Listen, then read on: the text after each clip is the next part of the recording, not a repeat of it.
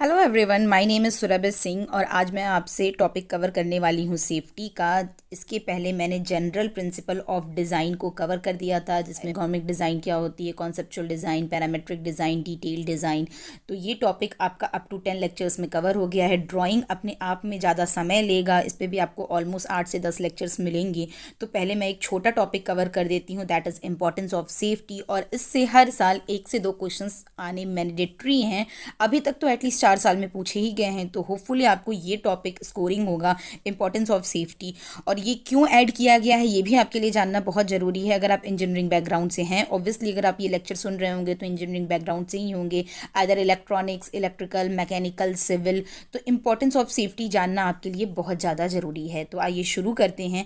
अगर हम सेफ्टी की बात करते हैं तो आप सेफ्टी को कहाँ पर कंसिडर करेंगे? अगर कंस्ट्रक्शन की बात कर रहे हैं, सपोज आप बिल्डिंग बना रहे हैं, ऑब्वियसली अगर आप बिल्डिंग बना रहे हैं तो 14-15 फ्लोर तक की बिल्डिंग्स बनती है और आप देखते हैं कि जिस तरीके से जो आपके वर्कर्स होते हैं वो काम करते हैं, सेफ्टी कंसर्न वहाँ पे कितना रखा गया है। अगर कोई बिल्डर कोई प्रॉपर्टी बनाना शुरू करता है तो उसने जितने भी मजदूरों को हायर किया हुआ है, जितने भी वर्कर्स को हायर किया हुआ है, उनकी सेफ्टी और सिक्योरिटी उस बिल्डर के हाथों में होती है या जो भी उस काम को देख रहा होता है। क्योंकि अगर कोई भी एम्प्लॉय किसी कंपनी में काम कर रहा है या कोई भी वर्कर काम कर रहा है तो वो आपका सुबह अगर वो 9 बजे निकल कर आता है सेफली अपने घर से, तो शाम को भी उसको सेफली भेजने की जिम्मेदारी उस कंपनी की होती है। So employers should send their workers home in the same condition they come in. Work place safety is important. Important क्यों है वर्क प्लेस सेफ्टी? जैसे मैंने आपको बताया, एम्प्लॉयज़ को प्रोटेक्ट करने के लिए डेथ से, इंजरी से। क्योंकि अगर आपकी ये बिल्डिंग का अगर निर्माण हो रहा है, सपोज़ अगर आपने प्लास्टर करना शुरू किया है, तो यहाँ पर आप देखते हैं कि किस तरीके से लोग रस्सी बांध कर, जो वर्कर्स होते हैं उनको लटका कर इस तरीके से प्लास्टर करवाना या पेंट करवाने का काम शुरू किया जाता है। तो उनके साथ जो भी सेफ्टी इक्विपमेंट्स होते हैं, लाइक हेलमेट यानी एक शूज़ और एक आपका बॉडी प्रोटेक्टर, की अगर इन केस वहाँ से अगर वो गिर जाए तो आप एटलीस्ट उसको बेसिक सेफ्टी कंसर्न दीजिए। जिस पर वो बैठा हुआ है, पेंट कर रहा है, वो एटलीस्ट मजबूत होना चाहिए। तो इस टाइप से सेफ्टी, आपकी सेफ्टी कुछ गाइडलाइंस होती हैं जिनको आप फॉलो करनी होती हैं। तो उसके अलावा help everyone feel safe and happy, definitely. क्योंकि अगर एक इंसान इंजर्ड होगा तो उससे ज़्यादा उसकी फैमिली को भी असर पड़ेगा। क्योंकि अगर वर्कर्स की हम बात करते हैं तो वो उनके लिए वो सिर्फ वही एक कमाऊ इंसान होते हैं। तो हमें वर्कर्स की सेफ्टी का बहुत ज़्यादा ध्यान रखना होता है। Protects companies from lawsuit, citations and fines. आपको पता नहीं होगा बट इंडिया में बहुत ज़्यादा ऐसे रूल्स बने हुए हैं कि अगर किसी भी वर्कर ने कंप्लेन कर देते हैं कंपनी के खिलाफ तो वो कंपनी बंद हो सकती है। बहुत सारे गवर्नमेंट ने रूल्स ऐसे बनाए हुए हैं जो आपसे प्रीलिम्स में पूछे जा सकते हैं कि इस रूल के तहत क्या हो सकता है या सेफ्टी के लिए क्या क्या स्टेप गवर्नमेंट ने लिया हुआ है। तो सेफ्टी की बहुत ज़्यादा ज़रूरत होती है। अभी तो मैंने आपको एक बिल्डिंग का एग्जाम्पल देकर समझाया, इसके अलावा भी आप एग्जाम्पल बहुत जगहों पर ले सकते हैं। लाइक पावर प्लांट है, पावर प्लांट यानी आप एनटीपीसी या भारत इलेक्ट्रॉनिक्स लिमिटेड, जहाँ पर इलेक्ट्रॉनिक्स के इक्विपमेंट्स बन रहे होते हैं। अगर आप यहाँ पे 3rd ईयर या फाइनल ईयर की ट्रेनिंग किए होंगे तो आपको आइडिया होगा कि बिना सेफ्टी कैप के, बिना सेफ्टी शूज़ के वो आपको अंदर अलाउ ही नहीं करते हैं। जो टरबाइन या जो भी आपका प्लांट का जो एरिया, मेन एरिया होता है, इवन सीआईएसएफ होती है कि बाहर से कोई टेररिस्ट अटैक ना हो जाए या कोई ऐसे जो बाहर के जो डिस्टर्बिंग एलिमेंट्स हैं वो आपके इस प्लांट पे अटैक ना कर दें। तो इस टाइप के सेफ्टी कंसर्न्स होते हैं। अगर अब हम सेफ्टी कंसर्न्स के बारे में बात करते हैं तो बहुत सारे सेफ्टी प्रोग्राम्स जो हैं वो चलाए जाते हैं टाइम टू टाइम। हर एक कंपनी में 6 मंथ पे, 5 मंथ पे कुछ कुछ सेफ्टी प्रोग्राम, सेफ्टी के गाइडलाइंस के रूल समझाने के लिए कंपनीज होती हैं जो अलग से विजिट करती हैं आपकी जगह जगह के प्लांट्स पर या माइंस या कंस्ट्रक्शन या पोर्ट्स कहीं पर भी। So employer must have an overall safety program including relative site specific safety information where applicable. The safety training program should cover topic such as. तो जो सेफ्टी प्रोग्राम होता है उसमें क्या क्या टॉपिक कवर होते हैं? Accident prevention and safety promotion, किस किस तरीकों से आप एक्सीडेंट को प्रिवेंट कर सकते हैं, safety compliance, accident and emergency response, personal protective equipment, safety practices, equipment and machinery, chemical and hazardous material safety, workplace hazardous and employees involvement। बहुत सारी चीज़ें होती हैं। तो इसमें क्वेश्चंस आपके इस तरीके से आ सकते हैं कि क्या क्या आपके ट्रेनिंग प्रोग्राम में नहीं कवर होता है। तो इस टाइप से चीज़ें आप क्वेश्चंस, इस तरीके के क्वेश्चंस आप 2021 में एक्सपेक्ट कर सकते हैं। नेक्स्ट मैं बात करती हूँ कि ट्रेनिंग जो आपका ट्रेनिंग प्रोग्राम होता है उससे आपको क्या क्या बेनिफिट मिल सकता है। An effective training program can reduce the number of injuries and death, property damage, legal liability, illness, workers compensation claims and miss time from work.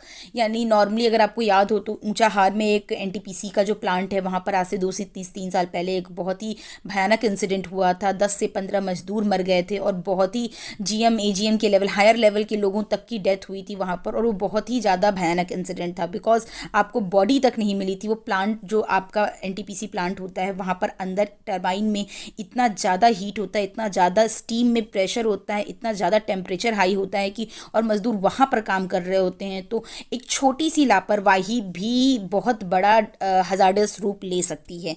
तो इसलिए ये टाइम टू टाइम से आपसे जो आपके ट्रेनिंग प्रोग्राम्स चलाए जाते हैं, जिसके थ्रू आप एटलीस्ट अवेयर रहें, आप सेफ्टी कंसर्न रहें। यदि अगर आपके अंडर में 10 to 15 वर्कर्स काम कर रहे हैं, तो आप पर डे मैंडेटरी वे में आपको चेक करना है कि वो प्लांट के अंदर अगर उतर रहे हैं तो उन्होंने हेलमेट लगाया है कि नहीं, उन्होंने सेफ्टी शूज़ पहने हैं कि नहीं। There should be mandatory rule कि बिना सेफ्टी शूज़ और बिना हेलमेट के आपको अंदर परमिट ही नहीं किया जाएगा।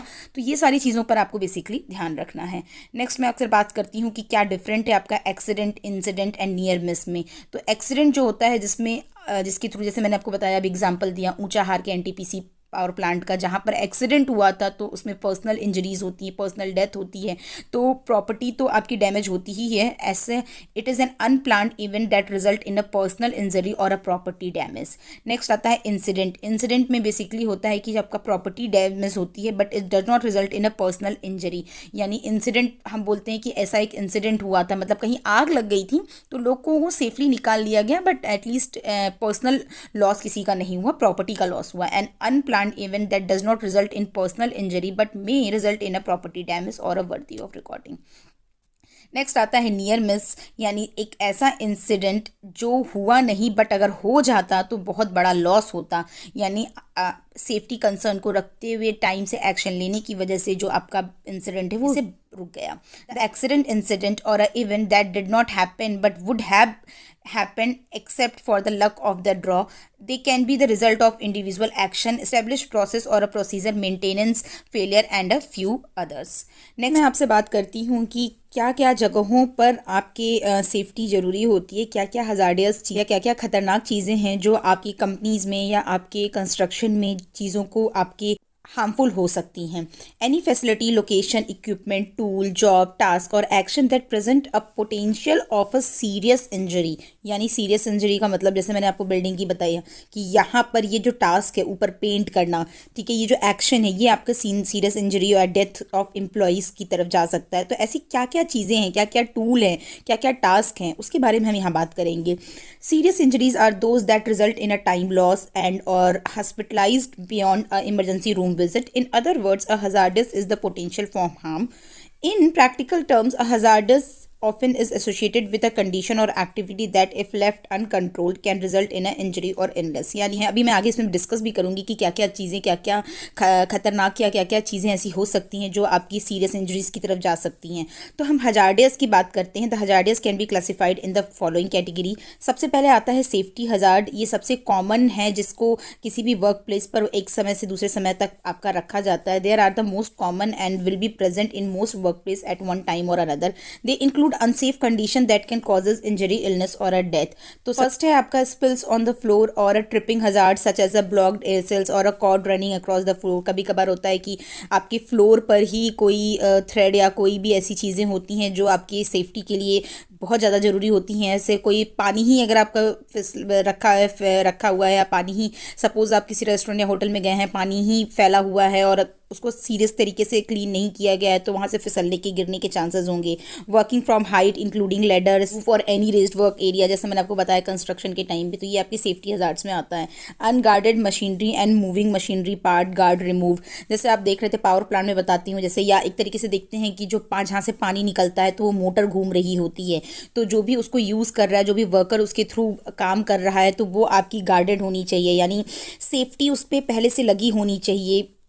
नेक्स्ट आता है electrical hazard like frayed cord, missing ground pins, improper wiring. जैसे आप देखते हैं कि जो भी तार होते हैं खुले रहते हैं, यानी ऊपर से आपका जो इसमें कवरिंग नहीं होती है, तो ऐसे केस में आपका शॉर्ट सर्किट होने के चांसेस हैं, आपको करंट लगने के चांसेस हैं, प्रॉपर अर्थिंग नहीं हुई हुई है, कन्फाइंड स्पेसेस। तो ये आपके बेसिक सेफ्टी हजार्ड्स हैं जो किसी भी कंपनी, किसी भी ऑर्गेनाइजेशन में होने ही चाहिए। अगर ये सारी चीज़ें, ये सारे हजार्ड्स अगर अच्छे तरीके से इनको डील नहीं किया गया है तो ये एक इंसिडेंट का फॉर्म ले लेंगे। तो इन सब चीज़ों पर आपको ध्यान रखना है। नेक्स्ट आता है बायोलॉजिकल हजार्ड। तो क्वेश्चन इस तरीके से आ सकता है कि unguarded machine comes in a safety hazard, biological hazard किस इसमें आता है।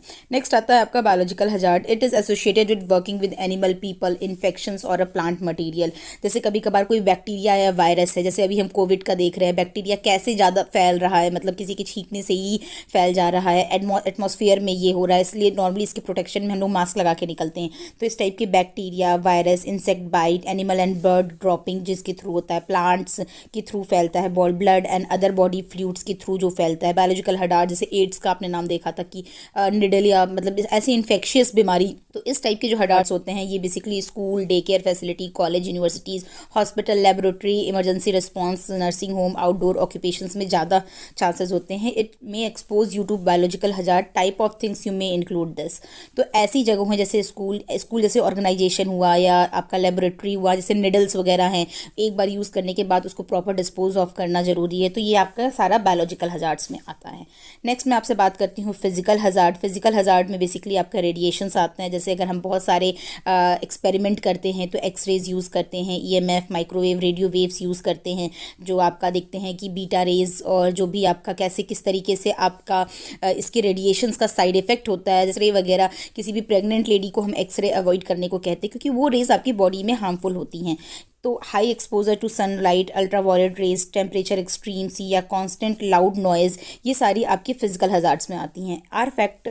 Physical hazards are the factors with in the environment that can harm the body without necessarily touching it. उसके बाद से आता है आपका एर्गोनॉमिक हजार्ड। एर्गोनॉमिक हजार्ड में बेसिकली आता है कि एक लॉन्ग टर्म पोस्चर की वजह से, या जैसे अगर आप किसी कंपनी में काम कर रहे हैं, आपका 9 to 5 सिटिंग जॉब है, तो इसकी वजह से नॉर्मली अगर आप देखते हो आपका पेट निकल रहा है, गैस बननी शुरू हो जाती है, या आपकी जो रीढ़ की हड्डी है उसमें दर्द होना शुरू हो जाता है। आप इसको इस तरीके से भी समझ सकते हो, अगर कोई भी इंसान है किसी पावर प्लांट में काम कर रहा है तो पावर प्लांट में खुद में इतना साउंड होता है उस स्टीम का जनरेट करने का कि अगर वो 15-20 साल उस कंपनीज में और उस पर्टिकुलर एरिया में जहाँ पर वो साउंड जनरेट होता है वहाँ पर काम करना शुरू होता है, तो ये ऐसा नहीं कि 5 या 6 दिन में से दिक्कत आएगी, बट 15 से 20 सालों में उसकी सुनने की जो हियरिंग कैपेसिटी है वो धीरे धीरे आपकी ख़राब होने लगती है, यानी वो ऊंचा सुनने लगता है। तो इस टाइप के जो हजार्ड्स होते हैं जो लॉन्ग टर्म में आपकी बॉडी को या आपकी बॉडी को हार्म करते हैं, वो आपका इकोनॉमिक हजार्ड्स में आता है। नेक्स्ट आता है आपका chemical hazard. Chemical hazard basically person to person depend करता है किसके लिए हजार्डस है, किसके लिए नहीं है। बेसिकली इसमें आपके सॉलिड लिक्विड फॉर्म में कुछ ऐसे केमिकल्स आते हैं, आप इसमें एग्जांपल पेंट का ले सकते हैं, एसिड का ले सकते हैं, जो आपकी स्किन पे illness, skin irritation, breathing problem को आपकी बढ़ा सकता है। Gases like acetylene, propane, carbon monoxide, आप ऐसी किसी लेबोरेटरी में काम कर रहे हैं जिसका आपकी पर्टिकुलर बॉडी पर इस गैस का साइड इफेक्ट आता है, या आप किसी पेंट या कुछ ऐसी जगहों पे काम करते हैं जहाँ पेंट यूज़ हो रहा है, उसकी वजह से आपकी बॉडी में दिक्कत आती है। पेस्टिसाइड जैसे नॉर्मली यूज़ हो रहे होते हैं उसका आपकी बॉडी पर असर आता है। उसके अलावा आता है साइकोलॉजिकल हजार्ड। साइकोलॉजिकल हजार्ड में बेसिकली आता है ये आपका शॉर्ट टर्म इफेक्ट होता है, स्ट्रेस की वजह से, स्ट्रेन की वजह से होता है। बेसिकली अगर किसी स्ट्रेस की वजह से होता है तो आपका बेसिकली ये शॉर्ट टर्म इफेक्ट कहा जाएगा, स्ट्रेन की वजह से है तो लॉन्ग टर्म इफेक्ट कहा जाएगा। These are the hazard associated with work place issue like work place violence, intensity, respect, flexibility, social support या सेक्सुअल हरासमेंट कहा जाए बेसिकली। तो इस टाइप के जो हरासमेंट होते हैं वो बेसिकली आपका साइकोलॉजिकल हजार्ड्स में आता है। नेक्स्ट मैं आपसे बात करती हूँ रिस्क के बारे में। तो it is related to hazard. Basically it is the potential of harm और a loss and its impact to the company और individual from a potential heart. यानी किसी भी कंपनी की ग्रोथ के लिए रिस्क लेना बहुत ज़रूरी है, बट रिस्क का कैलकुलेशन आप कैसे करेंगी। यानी बेसिकली अगर रिस्क की बात करते हैं तो इसमें लॉसेस के चांसेस ज़्यादा होते हैं। जैसे अगर कंपनी की ग्रोथ के लिए हमने किसी भी एक पैरामीटर को ओवरकम करके आपका बेसिकली कंपनी को ग्रोथ किया, तो इस तरह की चीज़ों को हम कहते हैं रिस्क। के कैलकुलेशन के लिए बेसिकली एक फॉर्मूला बताया गया है, रिस्क इक्वल टू C/E/P, जहाँ C आपका कॉन्सिक्वेंसेज रेटिंग है, यानी आपका परिणाम क्या हो रहा है, E is exposure value and P is the probability value. तो बेसिकली रिस्क के कैलकुलेशन के लिए हमें इन तीनों चीज़ों का ध्यान रखना होता है। For risk calculation numerical value are associated to each of these 3 factor, then an overall risk score is computed as the product of these separate factors। हम रिस्क मैनेजमेंट की बात करते हैं तो बेसिकली इसमें यही सब चीज़ें कैलकुलेट होती है कि किस तरीके से आप एक्सीडेंट या इंसिडेंट को रोक सकते हैं उसके होने के पहले ही। तो इसके लिए हम कहते हैं कि रिस्क मैनेजमेंट, क्योंकि अगर आपने रिस्क लिया है तो इसमें बहुत चांसेस हैं कि आपका लॉस हो, इकोनॉमिकली लॉस हो, या आपका बेसिकली इसको हम साइकोलॉजिकली लॉस से भी जोड़ सकते हैं।